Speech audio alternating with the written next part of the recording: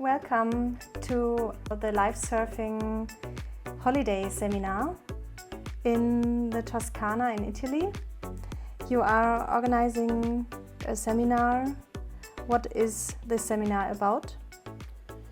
Life surfing is a very deep orientation to go differently about life, to approach life, to understand life without getting trapped in the usual way of fighting and struggling and reducing it into a kind of serious affair. It's more approaching with a certain quality of acceptance, so that it is befriending nature, befriending our reality, and with that bring a new understanding of oneself and the way to live life.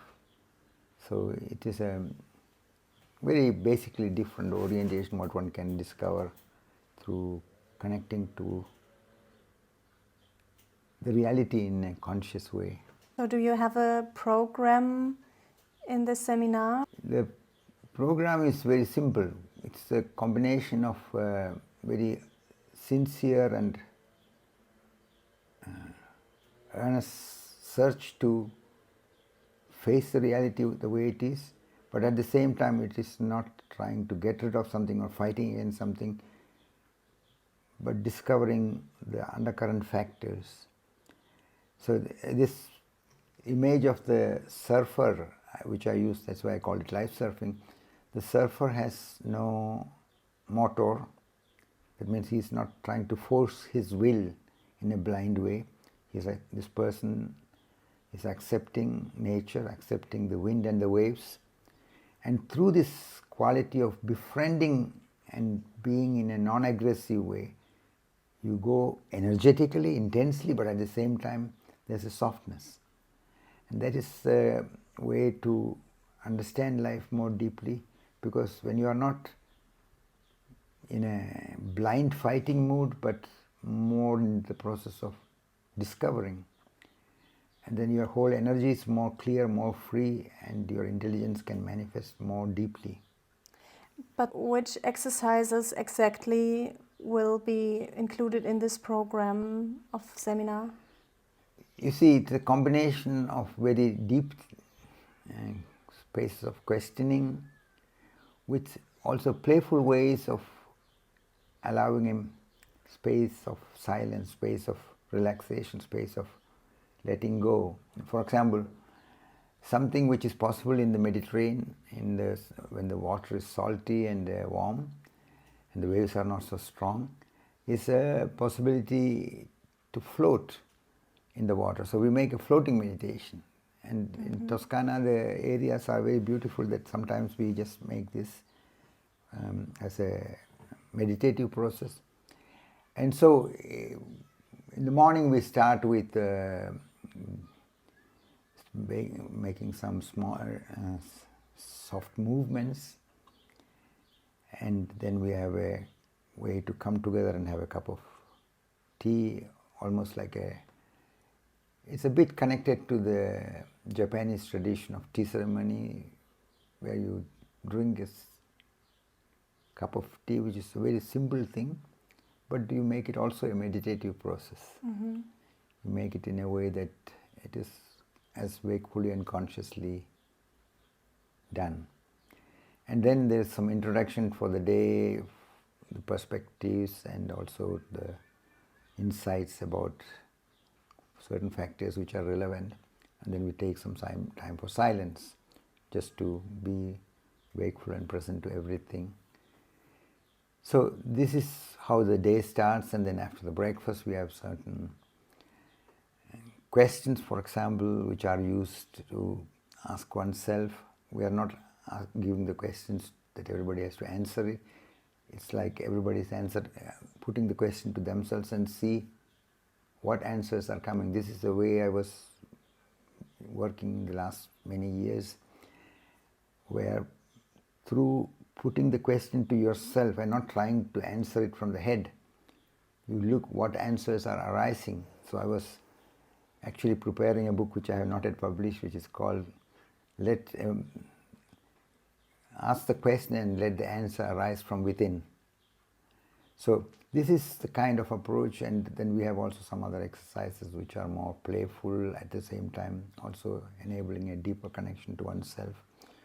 It is like a free flow of musical expression, in the sense that without using only normal words, you express certain things musically. It's bringing a different quality of coming in touch with oneself, and it's very experientially very valuable. Then also we'll be watching sometimes some films, and I say that when you're watching the film, there are two films happening at the same time. One is what's happening on the screen, the other is what is happening on your inner screen. So it's not just as watching a movie to entertain oneself and to pass time, it is more seeing what is all getting touched, what are the emotions, what are the feelings, what are the concepts, what are the beliefs which are working in me. So it's a very playful, conscious interaction which is enabled through that. And then we take also time for feedbacks, and to also see that different people are seeing the same thing in such different ways. And it's very enriching when these feedbacks are happening. You realize that, okay, I saw it from this angle and the other is seeing from a totally different angle, and it's very significant, because then it also makes one aware that the reality, what we call reality, is more than how it appears to me. And this consciousness that normally we are projecting rather than seeing is very, very important. That sounds like a very friendly and conscious and aware space for being conscious about ourselves, to take the time for ourselves. What can come up?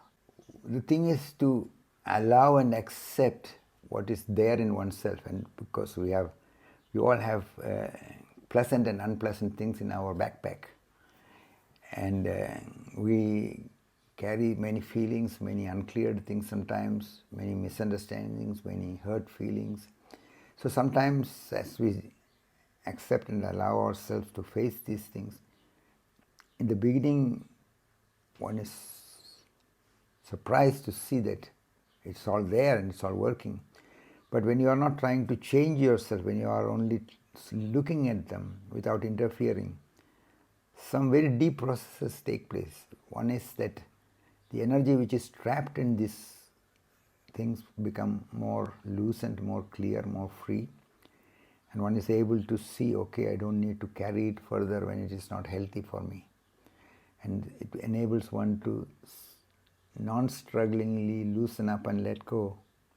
And that is very, very important, because when you can befriend yourself and see that, okay, at a certain stage I had no other way to react rather than the way it was happening. Now I understand it, I can see I don't need to carry the burden from the past. So it's very many little things which become transparent, and that's what makes a difference.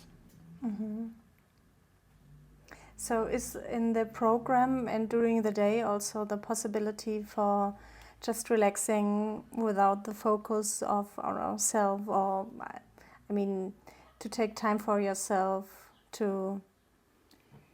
In a way we are relaxing in many ways, but we are going often consciously into this process of relaxation indirectly.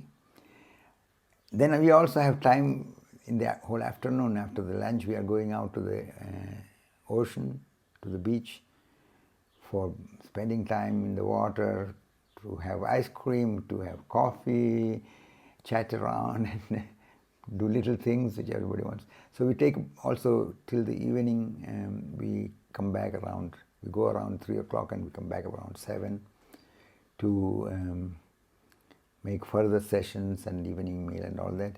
So it's a very beautiful combination of earnestness and playfulness. That is why it makes a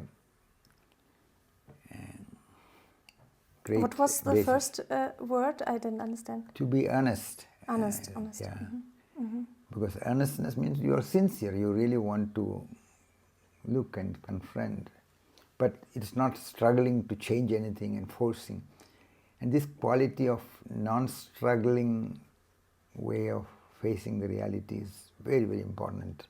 That makes all the difference in the possibility that one can open up and flower.